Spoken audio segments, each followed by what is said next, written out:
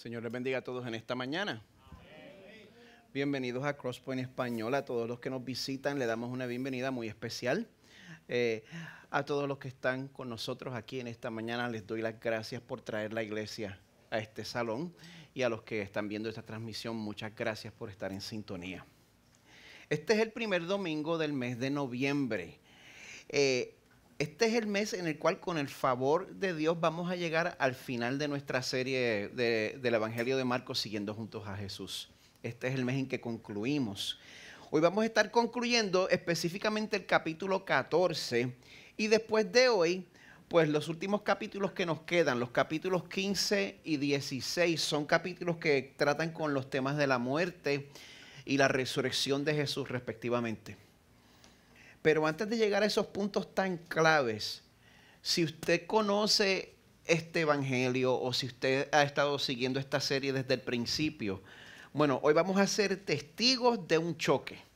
Hoy vamos a ser testigos de una colisión explosiva que había sido anunciada con tiempo. Hoy vamos a observar el encontronazo de dos filosofías opuestas. Si usted me permite refrescarle la memoria. Recuerde que alrededor del comienzo del primer siglo después de Cristo, Israel no era una nación libre. Israel era una nación que estaba bajo la ocupación del Imperio Romano. Un imperio que pues para ellos no era una prioridad entrenarse en sensitividad en cuanto a los países y las culturas que ellos conquistaban. Eso no era una prioridad para ellos, no era muy sensitivo con esas diferentes culturas y por esa razón el pueblo hebreo resentía mucho la presencia de los romanos y ese resentimiento de los israelitas en contra del imperio que los había invadido y ocupado, eso era prácticamente parte de su identidad nacional. Y también pues esas circunstancias de ellos resentir a los romanos, eso llevaba al pueblo judío a interpretar las escrituras de acuerdo a sus circunstancias presentes. Ellos, pues lo que estaba sucediendo es que ellos habían recibido una profecía hace miles de años de que Dios les enviaría un Mesías, pero ellos interpretaban eso de acuerdo a su situación política inmediata. Su esperanza era que ese Mesías los liberara de la ocupación romana y que hiciera a Israel grande una vez más. No sé cuántos cogieron esa, Make Israel Great Again. Miga. Vamos a seguir. Bueno, como es de esperarse, los discípulos de Jesús compartían esas expectativas como la mayoría de los israelitas. Bueno, si a lo largo de esta serie usted se ha familiarizado con Pedro, no el camarógrafo, el discípulo. Esa me salió bien. Y esa la improvisé. No. Si usted se ha familiarizado con Pedro, el discípulo, pues usted sabe que esta causa era muy importante para él. Y usted sabe también que a Pedro tampoco se le conocía por ser el más sutil de los discípulos. Pedro tuvo desacuerdos frecuentes con Jesús porque Pedro no podía aceptar cuando Jesús decía y enseñaba que el reino de Dios iba a ser establecido pues a través del servicio y del sufrimiento, y eso no computaba, eso le rompía la computadora. Y bueno, de hecho los discípulos por causa de esa hambre de poder que también tenían, todos ellos tropezaban tanto con esa enseñanza de Jesús que en el punto central del Evangelio de Marcos vemos a Jesús corrigiéndolos por esa razón. Jesús les dice en el capítulo 10, empezando en el verso 42, ustedes saben que los que son reconocidos como gobernantes de los gentiles se enseñorean de ellos y que sus grandes ejercen autoridad sobre ellos, pero entre ustedes no es así, sino que cualquiera de ustedes que desee llegar a ser grande será su servidor. Y cualquiera de ustedes que desee ser el primero será siervo de todos. Porque ni aún el Hijo del Hombre, cuando él dice Hijo del Hombre se está refiriendo a sí mismo, ya pronto vamos a ver por qué. Ni aún el Hijo del Hombre, ni aún el mismo Jesús vino para ser servido, el ser humano que más merecía ser servido en la historia de la humanidad. El único que nunca pecó. Ni aun Él vino para ser servido, sino para servir y para dar su vida en rescate por muchos. Pues cuando nosotros vemos lo mucho que Jesús habló sobre esto, sobre cómo el reino de Dios iba a ser establecido a través de servicio, a través de sufrimiento. Pues es irónico que en el momento que llega todo ese sufrimiento, a la hora de los mameyes, en el momento que llega todo ese sufrimiento, en el momento en que llegó el juicio injusto y la humillación que Jesús ya había profetizado clara y explícitamente, desde el punto de vista de los discípulos y como vamos a ver hoy particularmente desde el punto de vista de Pedro, el Jesús sufrido para ellos todavía era un Jesús inesperado. Así que vamos a buscar en nuestras Biblias en Marcos 14.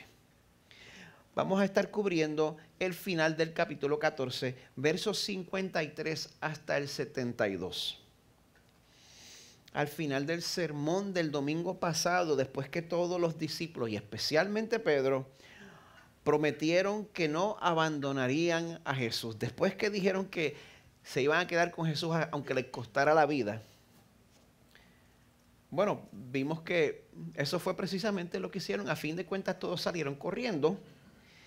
Y ahora Jesús, a simple vista lo capturan, pero la verdad es que Jesús se entrega voluntariamente a la autoridad religiosa de Israel. Se entrega al Sanedrín para ser juzgado por ellos.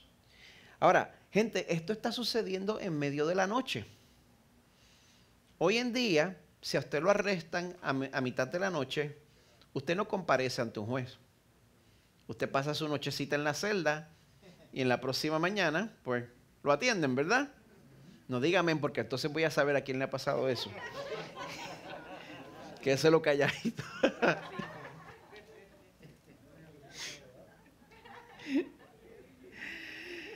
Pero bueno, como vamos a ver, ese no fue el caso con Jesús. Bueno, antes de comenzar la exposición de este pasaje, ¿pueden orar conmigo para que este pasaje sea de beneficio para todos nosotros? Oren conmigo, por favor. Padre que estás en los cielos, necesitamos un milagro en esta mañana. Ayúdanos, Señor, a no enfocarnos en todo lo que nos quiere distraer. Al principio, cuando estábamos adorando, Señor, sentía calor. Entonces me pongo la chaqueta y bajo el aire y ahora creo que se me fue la mano bajando el aire, Señor. Permite que eso no nos distraiga. Ayúdanos, Señor, a concentrarnos en la palabra que estamos recibiendo de parte tuya. Permite, Señor, que en este momento tú quites de nuestros corazones toda distracción y todo muro de defensa. Ayúdanos, Señor, a entender tu palabra para que nos beneficiemos de ella. Ayúdanos, Señor, a darnos cuenta de que, igual que los discípulos, muchas veces nos acercamos a Jesús por interés.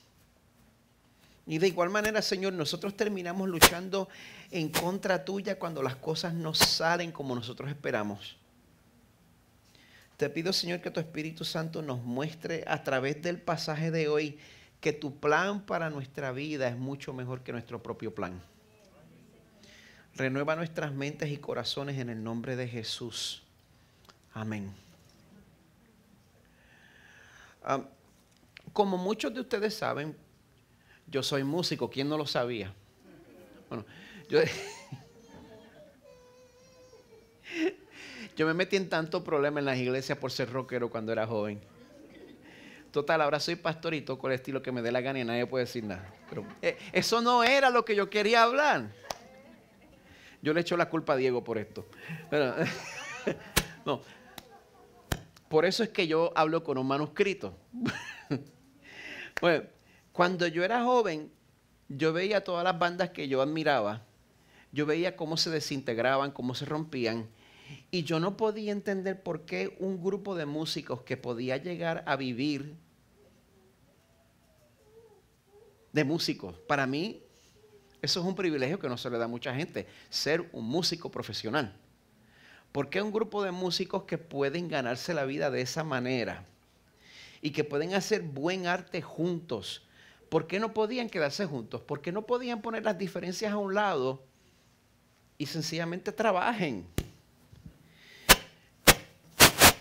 Hasta que hace unos 25 años yo fui parte de una banda muy prometedora con músicos bien talentosos que yo estaba aprendiendo de todos ellos. ¿Y sabe qué? No pudimos quedarnos juntos. Terminamos desintegrándonos. Fue en ese momento que yo me di cuenta de una gran verdad. Que cualquier amistad, cualquier asociación, cualquier alianza cae en grave peligro cuando una de las partes se desilusiona por cualquier razón. Cualquier alianza, cualquier grupo, cualquier unión. Y no importa la química de colaboración que haya podido existir en el pasado, como hemos podido ver, esa es una dinámica de relación que ni la mejor banda, ni siquiera los Beatles pudieron sobrevivir eso. Por esa razón es que nosotros podemos, ahora mismo probablemente le viene a usted a la mente amistades, empresas, hasta matrimonios que comenzaron con las mejores intenciones, pero tuvieron un final triste y nosotros no nos podemos explicar por qué, viéndolo desde afuera por lo menos. Y antes que usted me diga, bueno, no hay mal que por bien no venga, o todo tiene un propósito, por favor no me tire las granadas espirituales ahora mismo, porque desafortunadamente yo he visto dinámicas similares que han resultado en que personas se desencanten con la iglesia. Personas que comienzan bien contentos, sucede algo, se desencantan. Y entonces la versión mayor de esta persona es una sombra de quien era en su juventud. Cuando no se supone que sea así. Se supone que a medida que conocemos más al Señor, amamos más al Señor. ¿Es o no es? Pues al final, muchos que antes eran parte vital de la iglesia, pues ahora prefieren quedarse en los márgenes o se salen completamente. Porque de una manera o de otra, su vida con Dios no salió como ellos esperaban.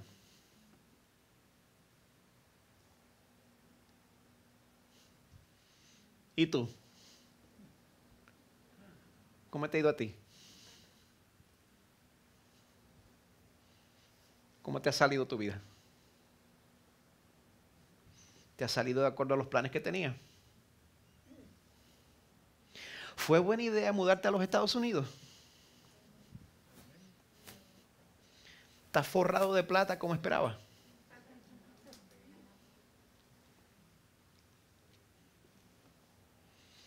¿O hay alguna mala decisión, hay alguna mala experiencia afuera o dentro de la iglesia que te haya desilusionado? Yo hago estas preguntas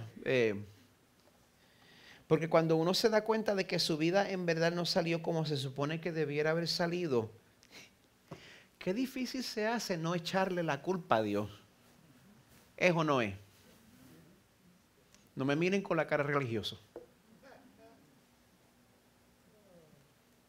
Así que antes de considerar detenidamente el pasaje de hoy, es importante que todos nos hagamos esa pregunta incómoda, pero sincera. ¿En qué manera sentimos que Dios nos ha fallado?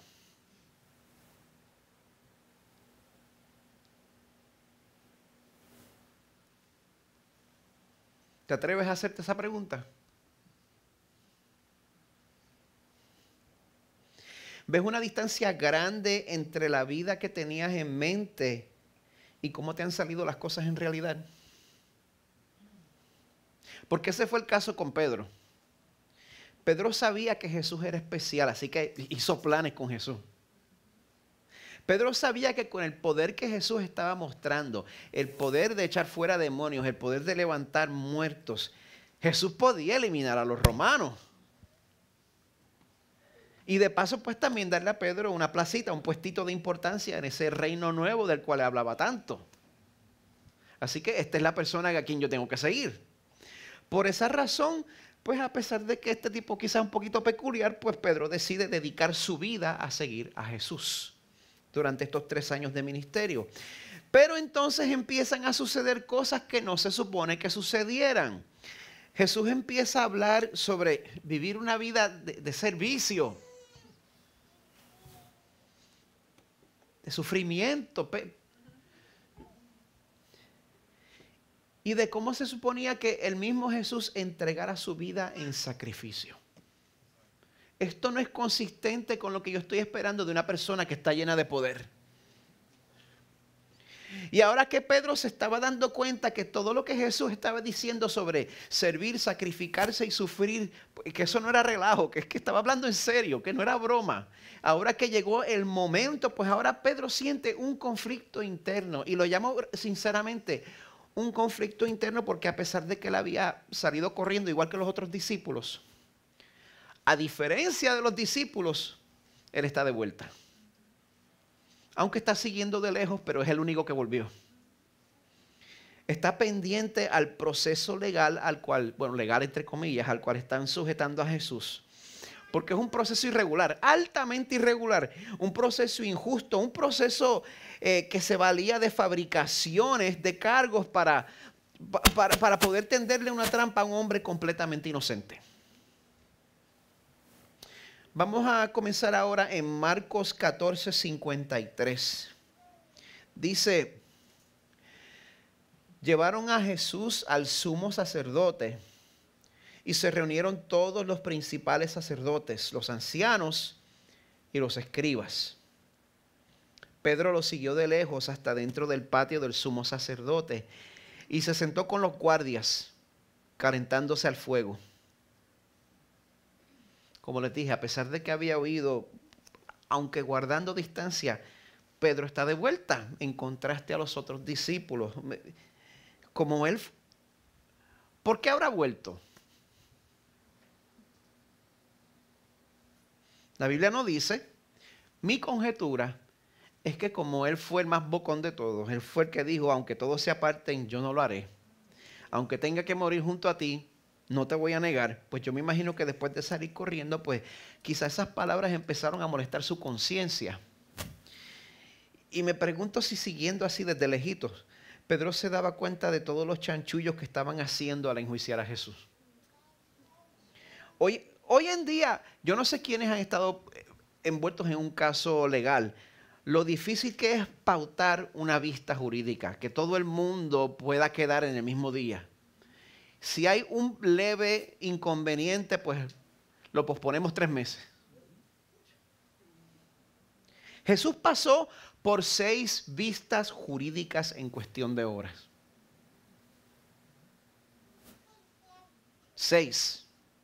3 juicios eclesiásticos ante las autoridades religiosas judías y 3 juicios civiles ante las autoridades políticas romanas. Medio raro, ¿verdad? El comentarista Daniel Akin da un resumen breve de las irregularidades del proceso legal de Jesús. No va a estar en pantalla, les voy a leer. Es difícil contar todas las violaciones a la ley judía. Por ejemplo, en casos capitales como el de Jesús, casos que eran castigados por la pena de muerte. Los juicios nocturnos estaban prohibidos. Si vas a castigar a alguien con la pena capital, un juicio nocturno estaba prohibido. En los casos en que se llegaba a un veredicto de culpabilidad, se requería un segundo día y una sesión adicional para garantizar un juicio justo. O sea que habían salvaguardias.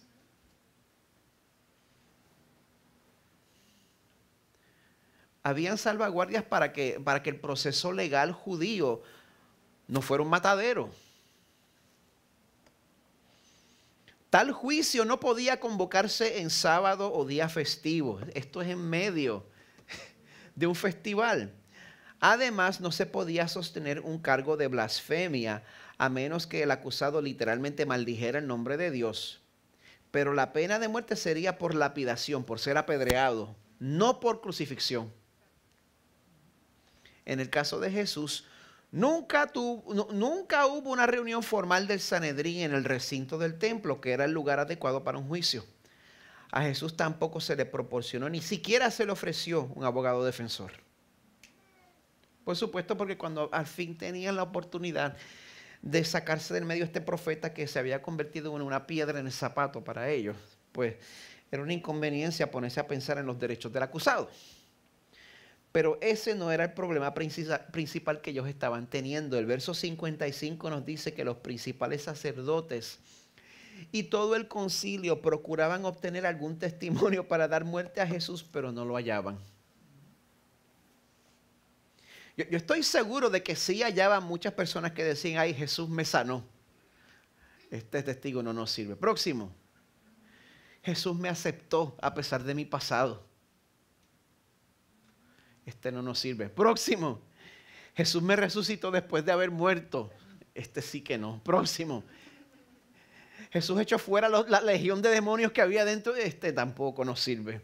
Esos no eran los testigos que ellos estaban buscando. De hecho, tuvieron que recurrir a gente que estuviera dispuesta a mentir. Nos dice el verso 56 que muchos daban falso testimonio contra él, pero sus testimonios se contradecían. ¿Por qué cree que era necesario levantar falso testimonio contra Jesús? Porque no había prueba, porque Jesús nunca pecó. El mismo Pedro, quien fue que dictó este evangelio de Marcos. Pedro dictó el evangelio. La tradición cristiana dice que Pedro fue quien dictó el evangelio y que Juan Marcos fue el escriba.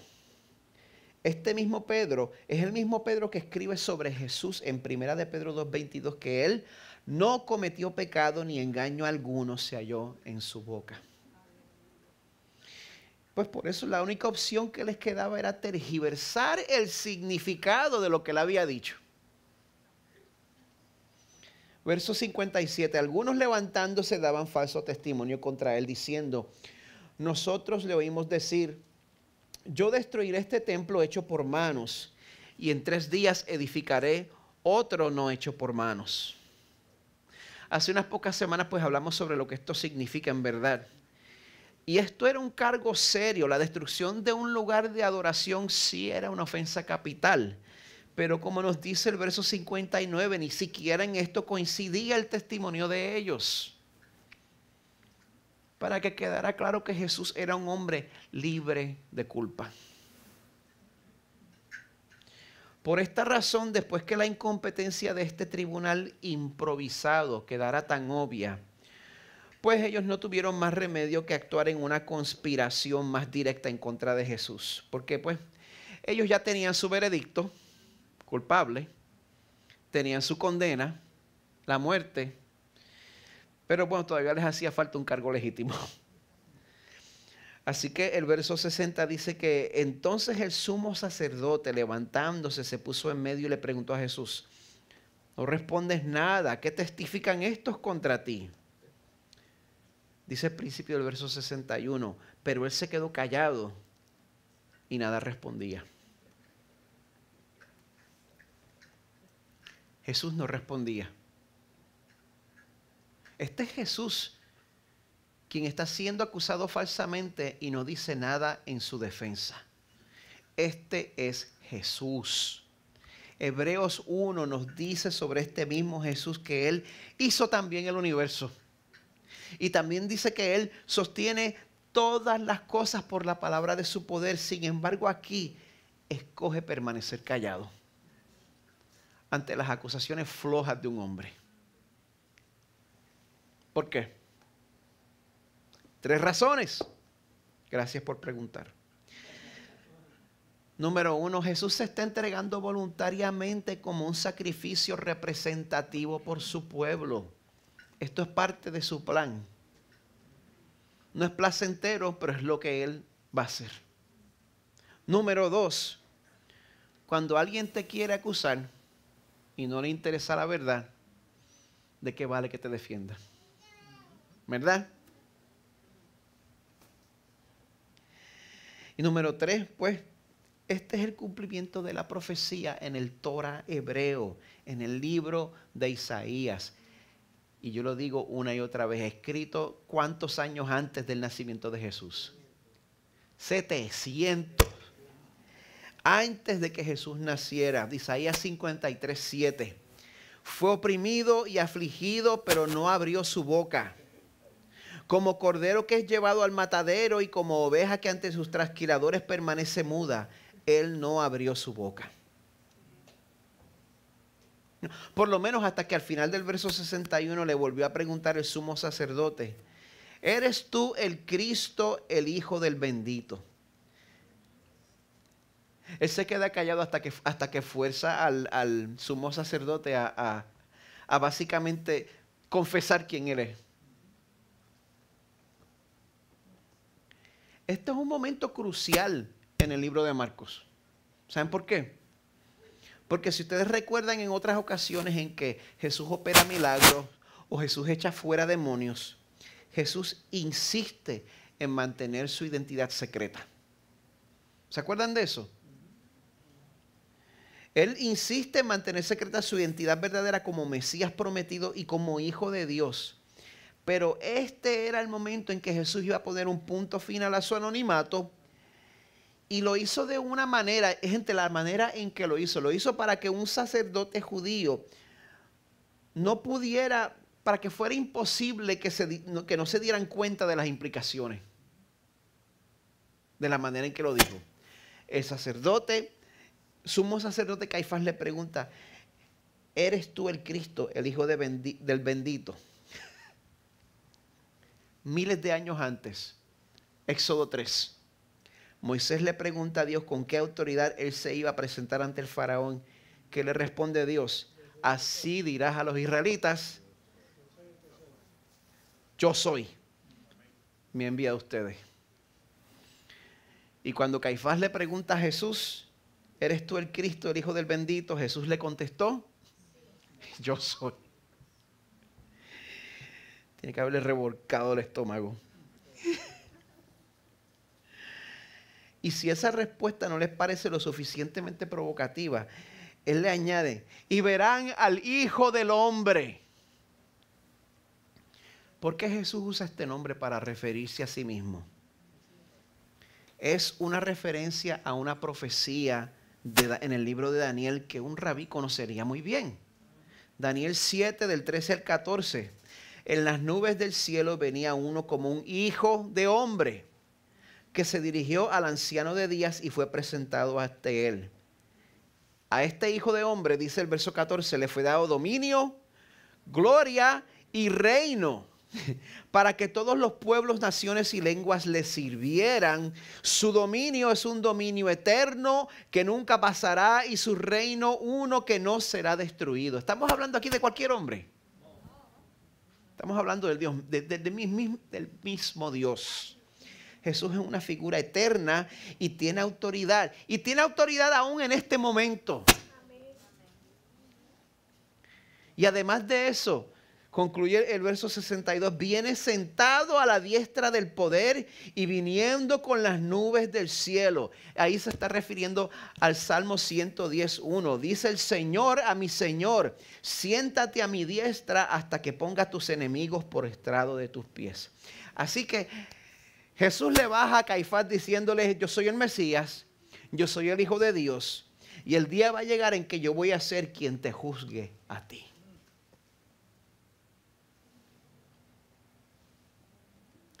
Verso 63. Entonces el sumo sacerdote, rasgando sus ropas, dijo: ¿qué necesidad tenemos de más testigos?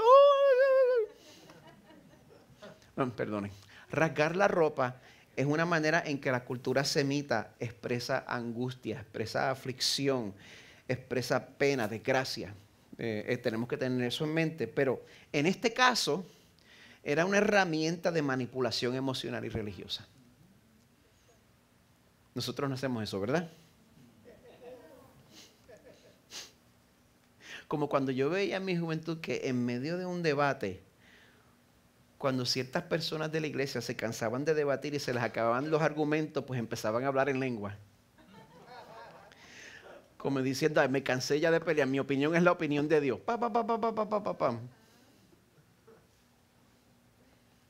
¿Es o no verdad?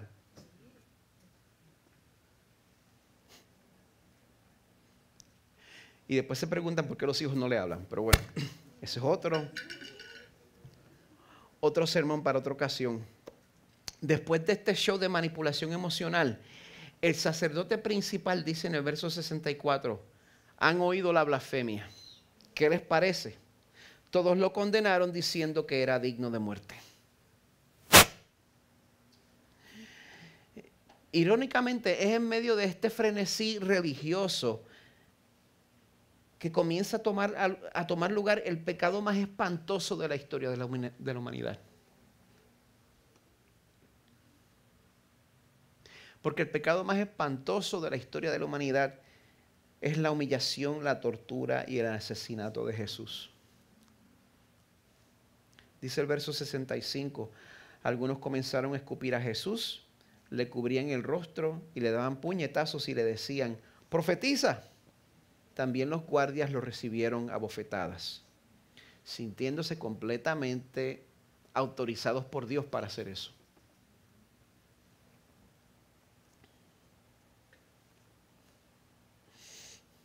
Qué bueno que nosotros no corremos ese peligro, ¿verdad? Cuando Pedro ve esta situación a la que Jesús se había entregado voluntariamente, Jesús voluntariamente está permitiendo que lo humillen. Jesús voluntariamente está permitiendo que lo insulten, que lo escupan. Imagínense la higiene oral de hombres de hace 2000 años, a mitad de noche. Ten un poquito de pensamiento. Jesús se está ofreciendo a eso, voluntariamente. Pedro ve esto y yo creo que a los ojos de Pedro parecía que Jesús estaba indefenso y desamparado.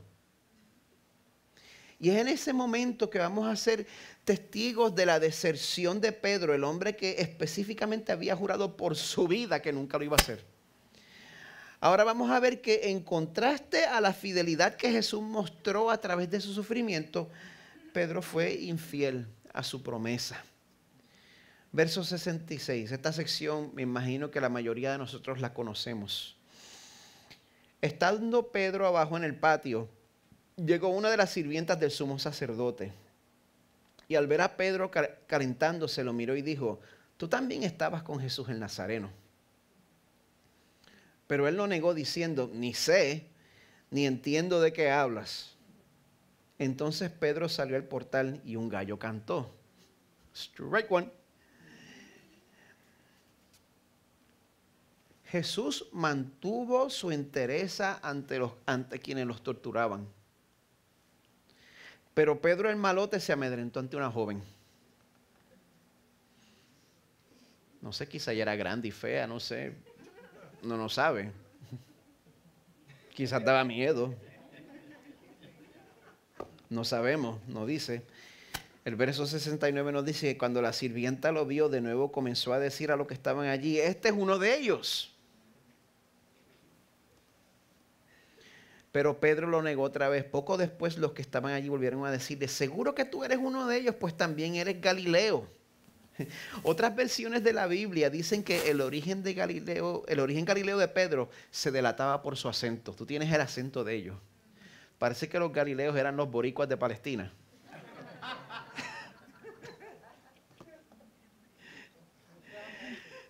Bendito nene, déjame que yo no soy puertorriqueño. Pues ese era el caso con Pedro. Aquí dice que se desesperó porque comenzó a maldecir y a jurar. Yo no conozco a este hombre de quien hablan. Algunos comentaristas dicen que maldecir significa que le estaba diciendo que Dios me maldiga si estoy mintiendo. Otros comentaristas dicen que maldecir significa que Pedro estaba negando a Jesús usando lenguaje obsceno. Habló malo. Gente, en verdad no importa, la ofensa era igual de grave. Verso 72, al instante un gallo cantó por segunda vez.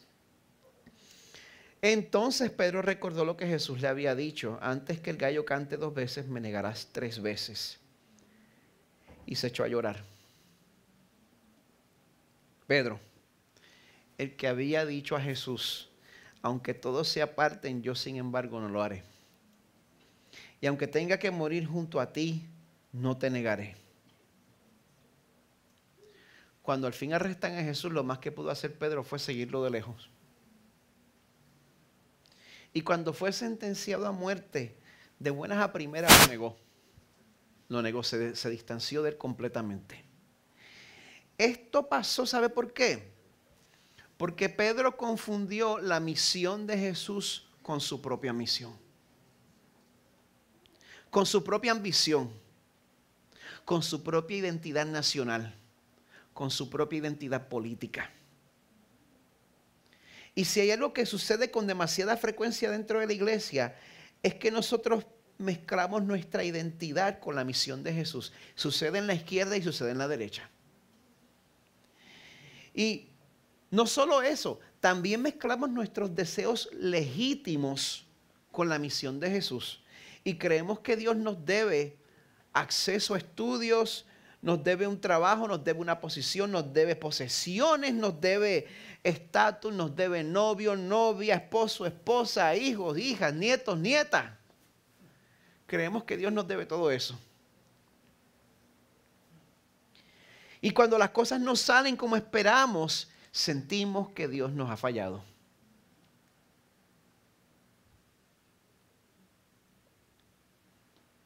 Cuando me mudo a este país y dejo a mi familia atrás, hago ese gran sacrificio y llego aquí y las cosas no salen como yo esperaba que salieran.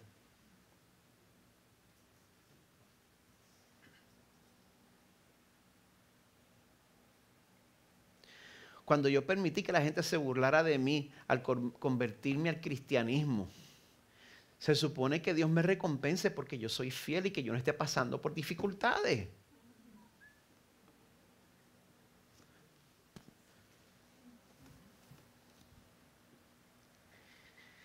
¿Qué tú vas a hacer con Dios cuando Él no actúe de acuerdo a tus expectativas?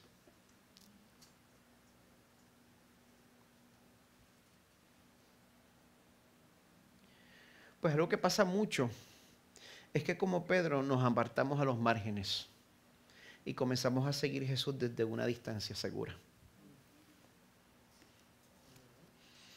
Ya yo estuve bien metido en la iglesia y pues me hirieron. Me quedo a distancia. Si ese es el caso contigo, yo quiero recordarte que desde esa posición estás a un paso de negar a Jesús. Así que si lo que te dije te molesta, eso es el Espíritu Santo tratando contigo ahora mismo, no soy yo. Si Dios está hablando contigo en este momento, tienes que interrogarte a ti mismo sin misericordia. No te tires la toalla, interrógate. ¿Esa palabra resiste? Yo creo que sí. Interrógate.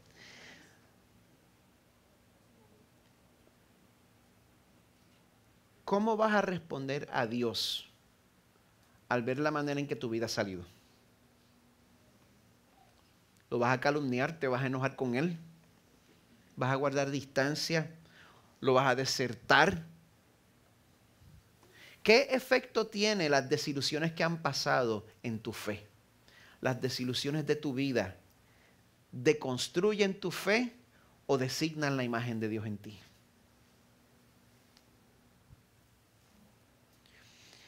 Si tus circunstancias han expuesto el Pedro que hay en ti, pues yo te llamo a que, como sucedió con él, si te das cuenta, lamenta y arrepiéntete. Porque, ¿sabes por qué? Porque Dios da gracia al humilde. Dios está lleno de gracia para con el humilde. Y así como la injusticia más grande de la historia, la muerte de Jesús, ha sido usada por Dios para redimir a los que se acercan a Él en fe, Dios también es poderoso para usar nuestras desilusiones con el propósito de redimir nuestra historia, porque tu historia no ha terminado todavía. Y Dios puede usar tus propias desilusiones con ese propósito. Gente, hay gracia para todos los traidores. Traidores como yo, traidores como tú. Nos agarramos de la promesa de Jesús en Apocalipsis de que Dios va a secar toda lágrima y de que Él va a hacer todas las cosas nuevas. El equipo de adoración puede pasar al frente. Mientras ellos toman sus lugares, los dejo con esta cita del pastor Tim Keller, que escribe lo siguiente. Él dice: no fuimos creados para un mundo de muerte, de pérdida del amor, de violencia y soledad. Debemos recordar que en este lado del cielo y del día del juicio, gran parte de la vida se sentirá vana e inútil. Vamos a experimentar sufrimiento, vamos a experimentar desilusiones. Y seguir al Señor no lo va a librar de eso.